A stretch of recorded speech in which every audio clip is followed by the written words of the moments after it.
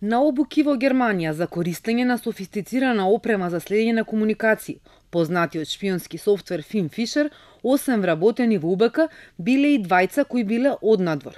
Ова на судењето за Трезор го раскажа сведокот, вработен во управата, кој лично присуствувал на дел од обуките заедно со обвинетиот Небојша Стајковиќ. Владимир Варелов, кој пак е обвинет во Таргет тврдина за прислушувањето, и други колеги. За двајцата аутсайдери, сведокот посочи дека им ги знае само имињата и каде работеле. Едниот бил Фанде од Мобико, а другиот Александар што работел со Циско. Зошто биле со нив, не знаеше да каже.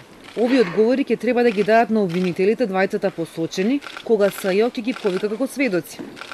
Сведокот рече дека додека биле во Германија разбрал дека џабе ја следат обуката за користење на опремата, бидејќи тие нема да работат со неа, па коментирале со колегите дека нив ги праќаат таму за да не се дознае кој навистина ќе управува со софистицираниот софтвер за следење.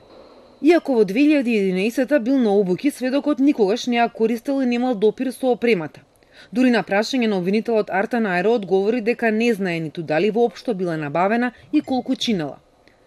Според обвинението, наместо опремата да се набави директно од британската фирма Гама, што би било поекономично, раководството на УБК договорило набавката да се врши преку посредник, фирмата Финзи, каде како управител од август 2009 до февруари 2011 бил Владислав Стајковиќ, брат на обвинетиот Небојша од УБК. Со тоа направиле штета на буџетот од над 500.000 евра. Еден од управителите на Финзи бил и починатиот Коста Крпач, кој бил сведок на СЈО. А меѓу обвинетите се и екс-шефот на тајната полиција Сашо Мијалков, екс-началникот на петата управа избеганиот Горан Груевски и поранешниот началник Тони Акимовски, кој однеодамна е во притвор за нова истрага на обвинителството за организиран криминал, за злоупотреби на средства од УБК.